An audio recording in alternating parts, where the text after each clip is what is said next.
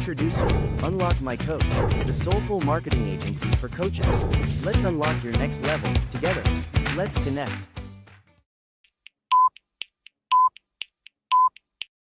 I am a really big believer that what we focus on expands. There's so much pressure to always be learning, to always be performing, to always be improving. And I think sometimes we lose sight of what it means to just exist and exist with one another without an expectation of performing. The challenge is finding the balance. One thing I've realized is human behavior and performance is performance, regardless of arena that we're talking about. I've also learned one of the most common things is someone being relatively clear on what they want, but not acting in alignment with that. So acting in a way that's kind of against their goals or objectives rather than in support of it. I think sometimes we learn to give more value and trust to the voices in our head that aren't ours. And a lot of times we do things that reinforce distrust of self rather than build that foundation of trust up. We overthink or we overanalyze, and we're thinking more about ourselves than just allowing ourselves to open up and create space for the other person. So often when you peel it all back, it can be an issue of self-trust, that I don't trust my own voice, my own innate voice over the voices of all the other people that I've been exposed to in my life. But it's looking back on maybe the course of your entire life or the course of your professional life, what is it that they want in their life? What are some of the things that they are hoping to achieve in terms of what matters the most to them? And then once we have a vision of what that is, and just really trusting that at the end of the day, and being clear on intent, then we can start to take tangible steps towards that.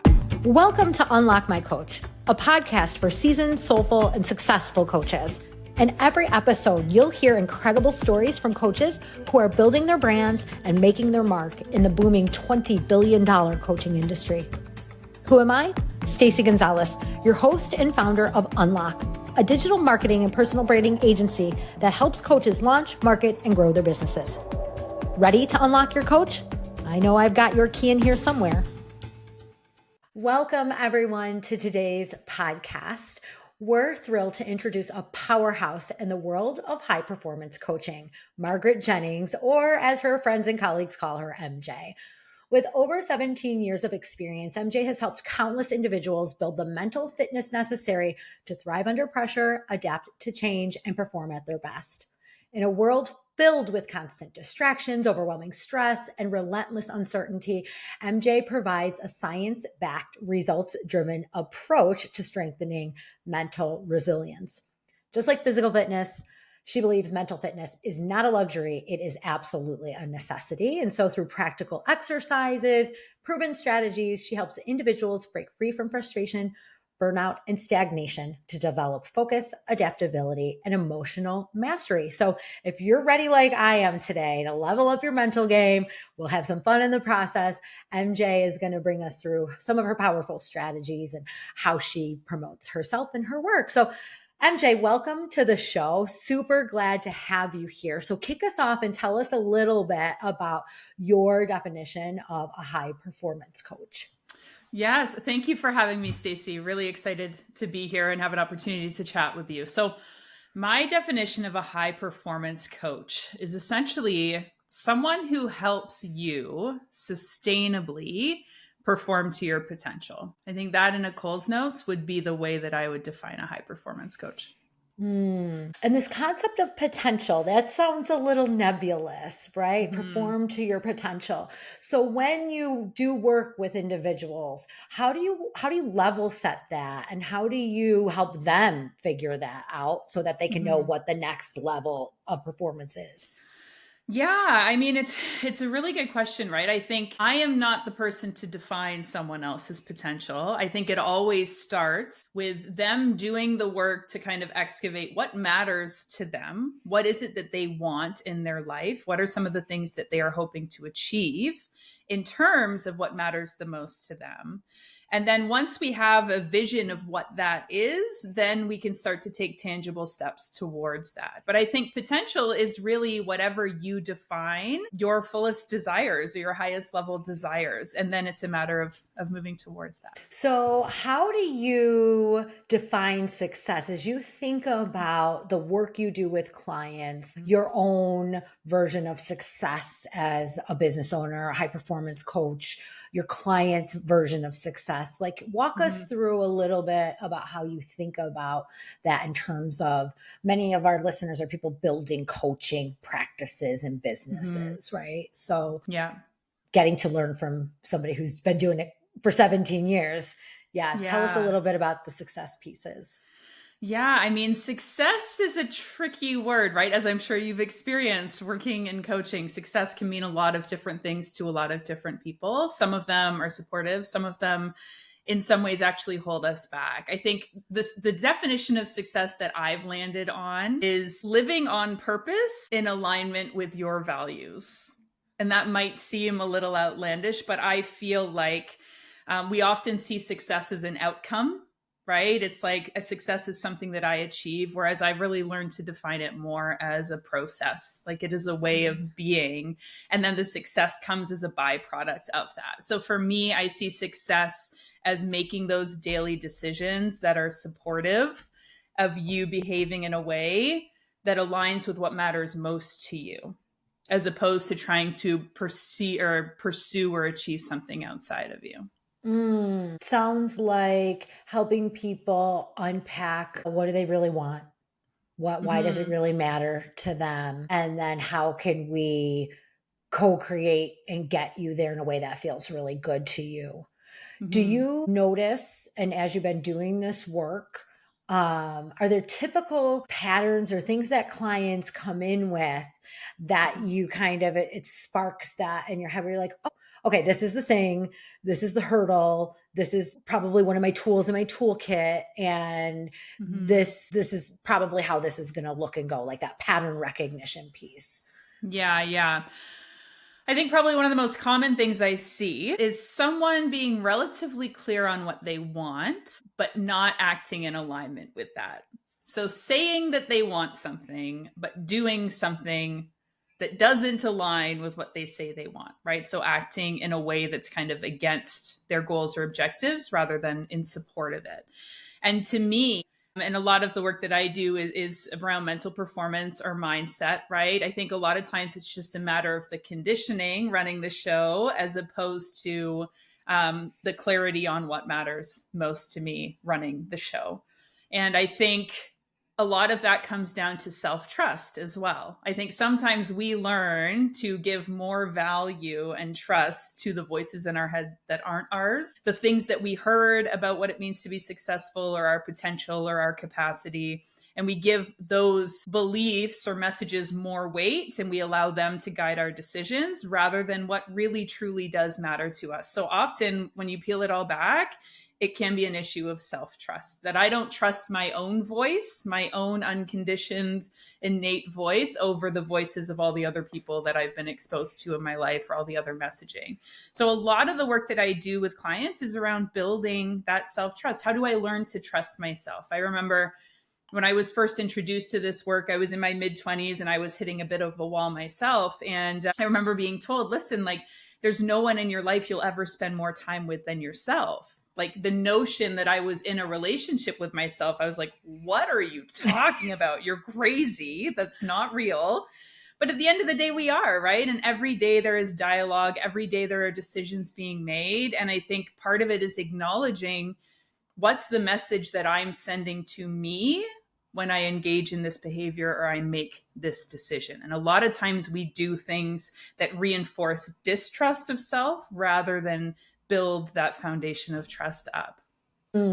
It's so true. It's so true. And we can all think back to times when we didn't see something in our actions and then we saw it. Oh, and whether it's a trusted coach that just, you were saying this, but while you were saying that, you were doing, putting your head in your hands, or you were saying this. And in the other breath, you also said you went and did X, Y, Z. what do we want to do with that? Like, let's put that on the table, right? Yeah. But when you think back, right, because you've been doing this work for so long, and you think back to some of those early things that you're like, "Ooh, that was a really big lesson. Wish I Mhm. would have known that about building my coaching business earlier." What were some Yeah. of those stories and times that were really like, yeah, that had the potential to go south pretty bad? Yeah, yeah. Well, you know what? I think one of the things was just a general mindset that I had towards it that I've noticed with a lot of other coaches as well, which is this pull that when you get into coaching, a lot of us get into it because we genuinely care about other people and we really want to help and we want to improve the quality of lives of the other people. But it can lead to this feeling where when you're in a coaching engagement, like the light is on you.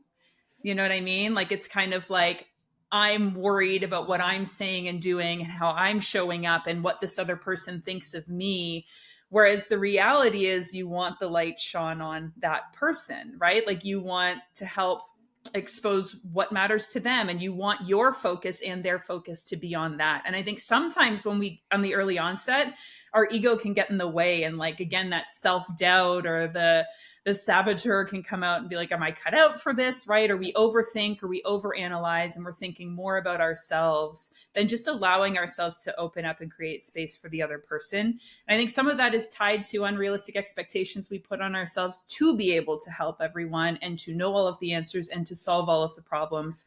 And I think one thing I've learned is the more that I've coached, almost the less I know and the less it's my responsibility to know, right? My job is to create a space where someone can kind of uncover the answers they already have. They just need time and space and the right questions to get there. But I think that's a big thing. At the start, it's like, I need to have all the answers. And it's like, no, you just have to ask the right questions, really. I love that. I had a call last week with a client and I was like, I don't know what we're doing. Like, I don't know where I don't Yeah. like every time I think we got somewhere and I'd ask or I'd take and she'd go in this space. I was like, okay, another left turn, another left turn. And when you coach, you are leading, you're co-creating, but you are leading, you're kind of holding that space and you are moving people through a process that you're intuiting a little bit, you're looking, Mm-hmm. analyzing a little bit, like a lot of pieces are kind of moving. And it was like 15 minutes left or 10 minutes left. And I was like, let's just do a pulse check. Yeah. We got about 10, 15 minutes, right? Whereas Yeah. when I was newer to like the coaching philosophies, I was like, where are we at on the coaching arrow? And did we check? And it Yes. just becomes, right? The more people you work with, the more you do the work, you Yes. figure out your style, you see the patterns and you're kind of Yeah. describing that a little bit. Yeah. Well, and I think that's the other hard lesson is that you can't help everyone. Like you're not, you are not meant to help everyone. And I think again, when you go into it with such pure intentions and a desire to help everybody, I think we all inevitably have some sort of client engagement where we come to that realization. And I think I've also learned like my background's in athletics, so maybe I've always had a little bit of this, but when I think like co-creative, I almost think of myself as like a personal trainer in the sense, but it's like a personal trainer for the brain. And because I did once upon a time work as a personal trainer, and it's like for us to have success in a coach client relationship, there is give and take, and there needs to be that buy-in and that commitment to growth on the part of the client, right? Because if I was a personal trainer, like I could tell you, yeah, do 10 reps on that leg press machine, but if they're not going to do the reps, they're not going to get any stronger. And that's not in my control or capacity to change. So I think I've also become more aware of the questions to ask kind of in consultations and the clarity that you need in order to be sure that this person is ready for coaching and that you're the right person to help them. Because there needs to be that sense of agency and desire to grow, not just to have you fix them. Yeah. Yeah. And that they have everything they need to fix themselves or to integrate the parts of themselves, maybe is a better way to say that they haven't really fully understood, embraced, or saw where that fits for them. as you think, and you touched on it a little bit, but as you think about, I mean, 17 years is a long time to have built and evolved in a profession. We do a lot of statistics, and if coaches make it past the 3-year mark, it's a big deal. And if they make it past the 5, like that's like major, right? High percentage quit early in the profession and industry. So maybe want to hit on that a little bit, having been able to sustain that. You've seen a lot come and go. And where do you see yourself and your work evolving now, 2025 and beyond? Yeah. Great question. So when I started coaching, I actually started in the athletic space. So I was an athletic coach. I coached with hockey teams. I coached with younger athletes, older athletes. The love for coaching has always been there, even from a younger age. Like as soon as I could get in and volunteer and help with local teams, I wanted to, because there's just something about human development in any capacity that is magnetic to me. And I love being a part of that and helping, create an environment where people can actualize that. So I started in that, and then I switched into corporate after the birth of our second son, because anyone who's worked in sports, like you are traveling every weekend, the lifestyle is not conducive to like consistent family time. So I transitioned just to have more steady hours. So then I transitioned into coaching coaches in the athletic space, coaching leaders in the corporate space. One thing I've realized is human behavior is human behavior, and performance is performance, regardless of arena that we're talking about.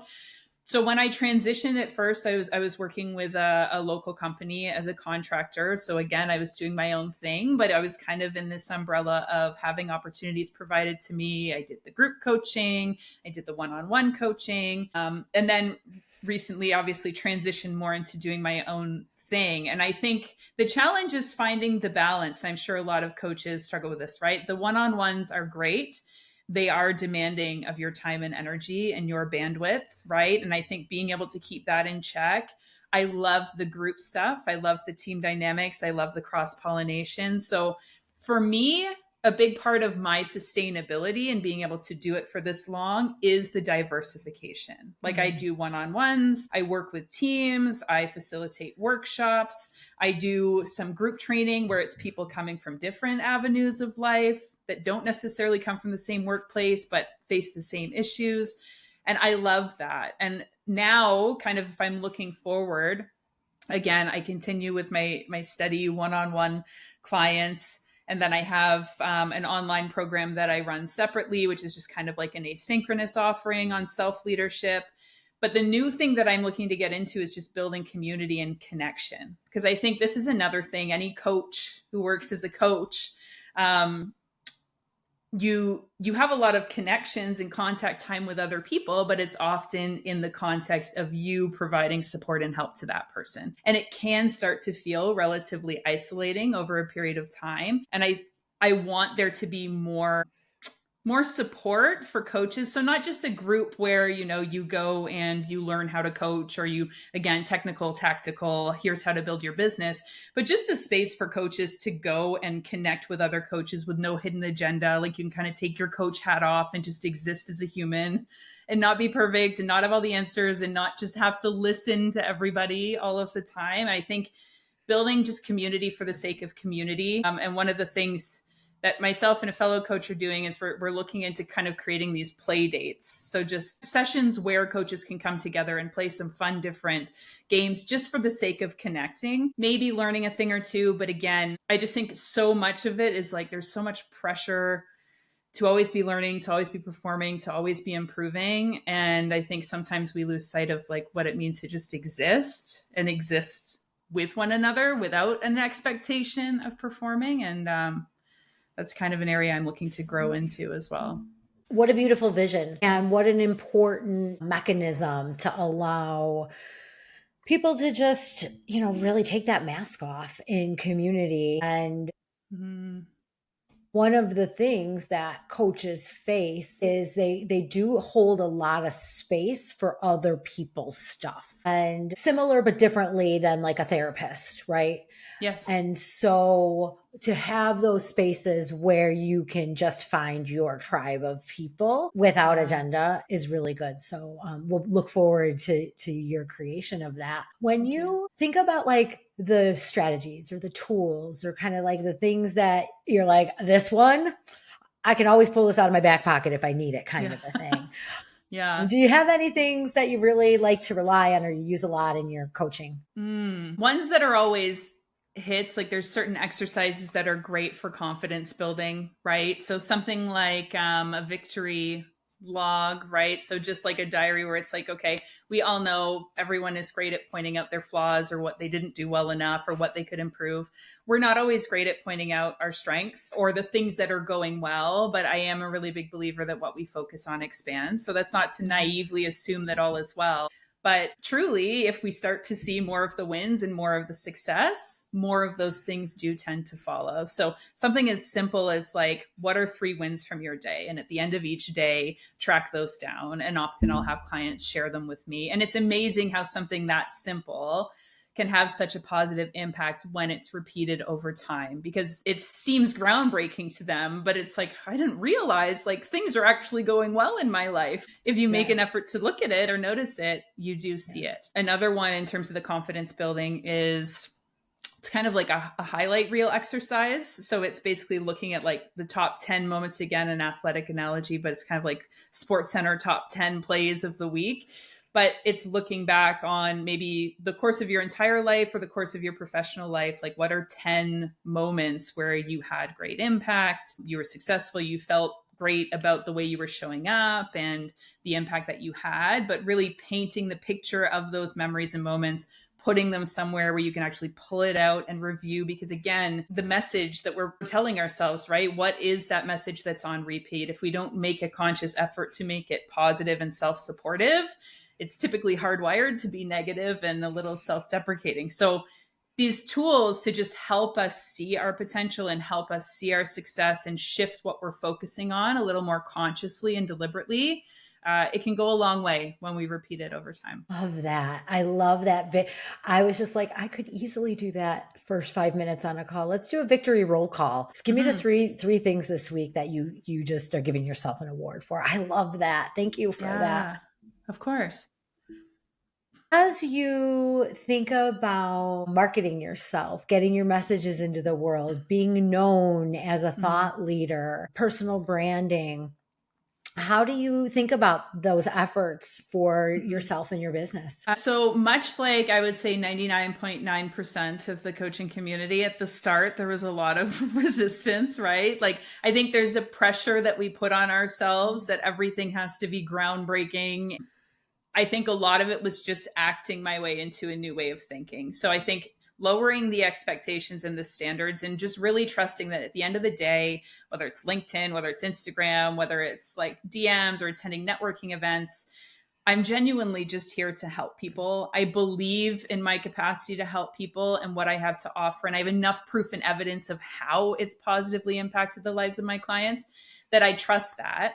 And I think in trusting that, it's allowed me to lower my standards and just show up. So I'm not super regimented, but it's like, if I have a good idea, I'll jump on and share it. Or if something comes up in a call with a client that I'm like, I feel like a lot of people might resonate with this, I'll jump on and share it. And I think, again, just lowering the expectations and being clear on my intent has allowed me to show up more consistently and created more of the right opportunities. And I would say the other thing is, again, that internal confidence. So the self-trust. I would say over the last few years, I've really leaned into acting in a way that shows myself that I matter. So the decisions I make to take care of myself impact my confidence and my ability to get online and talk about things, or again, fuel that belief that I can help people. Because if I'm not helping myself, whether I want to or not, that true confidence in my capacity to help others will be limited, or it'll be like fleeting at best, right? So I think I've really learned to lean into how I show up for myself is going to impact how I can show up for others and kind of the energy that I bring towards that. Love that. I love that. Okay. Are you ready for the hot seat? Bring it. Yeah. Okay. Sure. This is hot seat, quick Response, answer, top of mind. Okay. Ready? Yeah. All right. The value of working with a coach is Limitless. the book I always recommend, Mindset by Carol Dweck. the superpower I bring to my clients. Empathy. My first client taught me Oh boy, my first client taught me potential. one non-negotiable value, Growth. the wildest dream I'm manifesting right now. A full-blown retreat in a hot destination focused on coaches just playing and enjoying life and finding joy in the moment. That goes right into the next one. I recharge and refocus by Playing. having fun. Yeah. Yeah. If my coaching business was a song, it would be Chumbawamba, tub thumping. No. Is that it? The resilience. Yeah. the biggest unlock I've learned being a coach. How I show up for myself impacts how I show up for others. 100%. Who is the coach you most admire? There's a few. Probably Mel Robbins. And then in 5 years, I hope people understand the coaching industry is Life-changing. Margaret Jennings, MJ, thank you so much for being with us today. If people want to find you, where can they go? The best place to find me is probably LinkedIn. So Margaret Jennings on LinkedIn. I post pretty regularly there. I'm also on Instagram under just @today'scoach. And the website is under construction, but we're getting there. Thank you so much for being here today. Thank you for having me.